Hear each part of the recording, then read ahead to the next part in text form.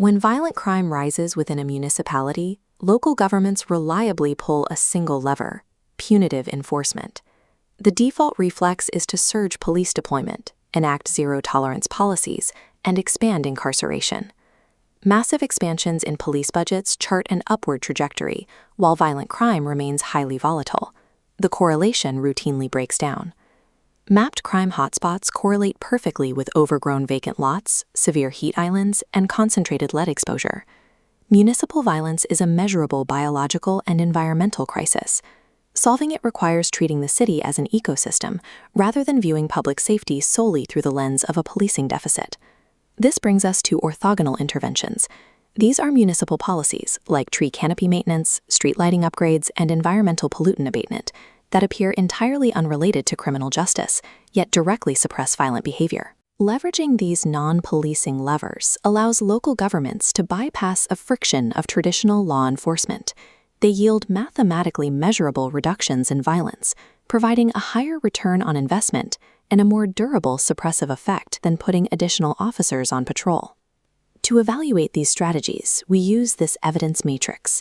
By plotting empirical efficacy against implementation cost and time, we can systematically grade municipal interventions, from those commanding high confidence to those that actively exacerbate crime.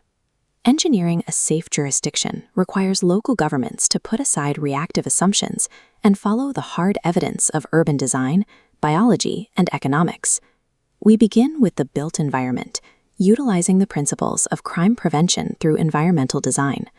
The physical landscape of a municipality dictates the routine activities and physiological stress levels of its population. Consider the baseline problem of urban blight. Vacant lots characterized by waist-high vegetation and abandoned structures provide immediate visual cover for illicit activities. They signal a lack of community guardianship and degrade neighborhood morale. A multi-year randomized controlled trial in Philadelphia tested a precise intervention. Local authorities implemented a clean and green protocol on targeted lots, mowing tall grass, planting basic ground cover, and installing low wooden fences. This difference in differences chart demonstrates the statistical efficacy of this structural repair. The data reveals a net drop of 4.0 in gun assaults around the newly greened lots compared to the control sites.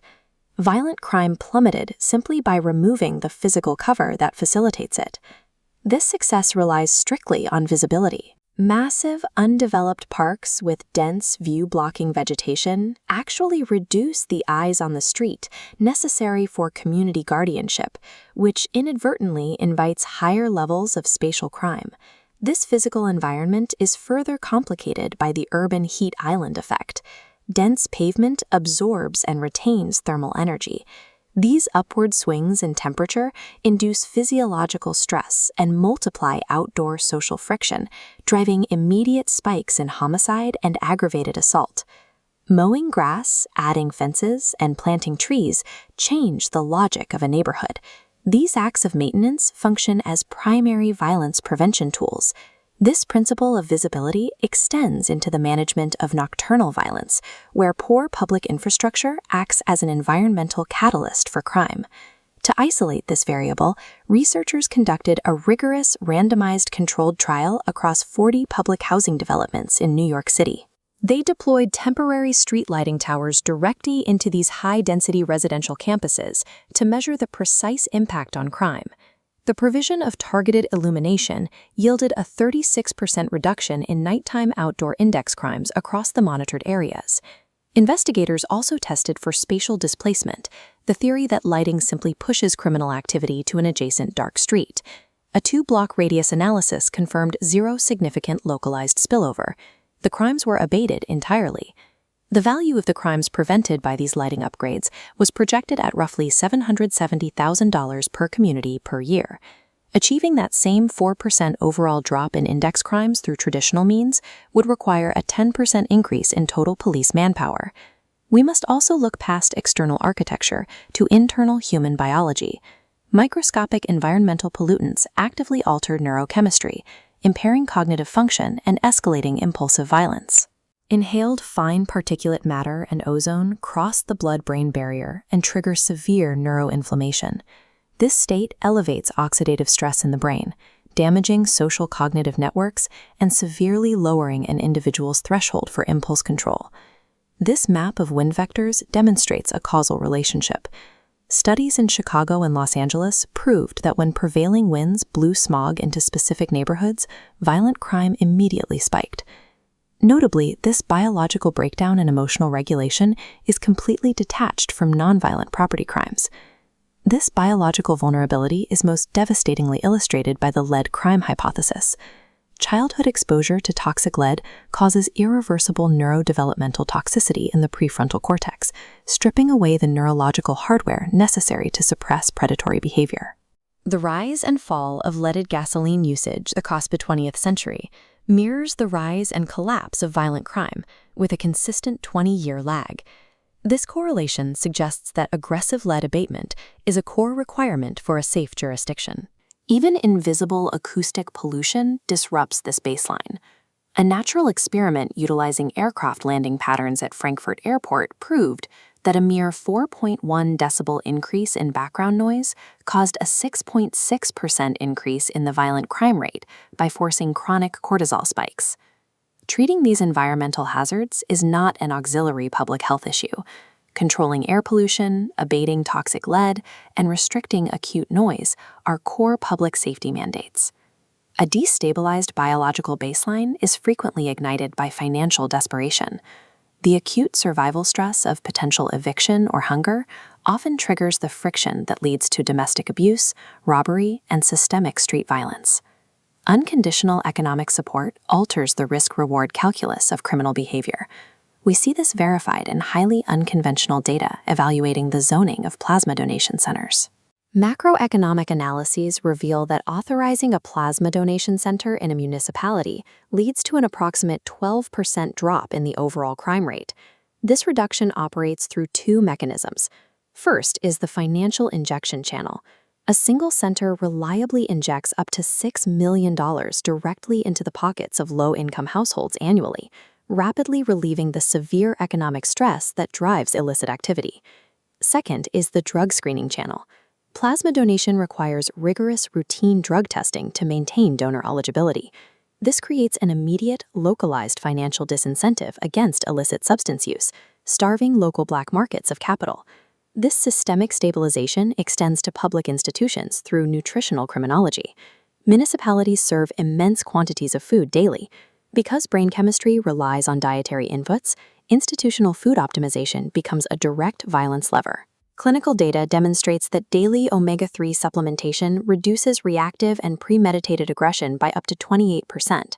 Conversely, eliminating trans fats and highly refined sugars from public diets prevents the severe hypoglycemic crashes that force the body into a physiological panic response. By providing unconditional financial safety nets and enforcing strict nutritional integrity in public institutions, local governments systematically lower the population-wide biological baseline for impulsive aggression. Returning to this evidence matrix, we can now plot specific regulatory and enforcement tools. In the high-efficacy targeted quadrant, we place interventions that manage risk without destabilizing the community. Alcohol outlet density control is highly effective. Empirical modeling proves utilizing zoning laws to cap the concentration of liquor stores and limit late-night sales drastically reduces localized assault and intimate partner violence. Similarly, hospital-based violence intervention programs operate precisely at the point of trauma. By deploying multidisciplinary teams into emergency rooms to mediate conflicts with gunshot victims, HVIPs break the immediate chain of retaliatory violence before the patient ever leaves the hospital. Conversely, we must populate the counterproductive quadrant with policies that actively worsen municipal violence. This begins with punitive, zero-tolerance, stop, question, and frisk policing. Analyzing New York City data, pedestrian stops peaked at an astonishing 685,000 in 2011, yielding negligible crime reduction. When the policy was legally curtailed, dire predictions of a violent crime wave failed to materialize, and violence continued to decline. The mechanism of this backfire is highly predictable. Hyper-aggressive, quota-based pedestrian stops destroy community trust. This breeds a legal cynicism, where residents refuse to cooperate with detectives, plummeting homicide clearance rates and empowering violent offenders to operate with impunity. Maintaining rigid narcotics prohibition follows the same destructive pattern. Broad sweeps and harsh sentencing laws constantly destabilize illicit markets. When key distributors are arrested, the resulting power vacuum accelerates violent turf wars among rival factions. Municipalities must categorically reject broad, punitive zero-tolerance defaults. Relying on them guarantees the erosion of community cooperation and the magnification of systemic violence. Consolidating these variables reveals a clear structural roadmap. True public safety is not achieved solely through the reactionary application of force. It is engineered by intelligently manipulating the urban ecosystem. For local governments, execution begins with a 90-day sprint. This involves auditing high-risk microplaces for immediate repair, fixing lighting, clearing vacant lots, capping new high-risk alcohol licenses, and routing emergency cash directly to victims of violence. Over the first year, jurisdictions must institute permanent outlet density ordinances, fund continuous multi-year greening programs, and deploy alternative crisis response teams to handle nonviolent behavioral health calls. Within 3 to 5 years, municipalities must execute deep structural upgrades, completing lead service line replacements, sustaining urban forestry to combat heat islands, and overhauling the nutritional standards of all institutional food programs. Decision-makers face a stark choice. They can continue to pour capital into the isolated, reactive silos of traditional policing, or they can adopt this comprehensive, evidence-based approach. By embracing orthogonal engineering, local governments can bypass historical friction and directly alter the physiological and socioeconomic trajectories of their populations, achieving deep, lasting reductions in violent crime.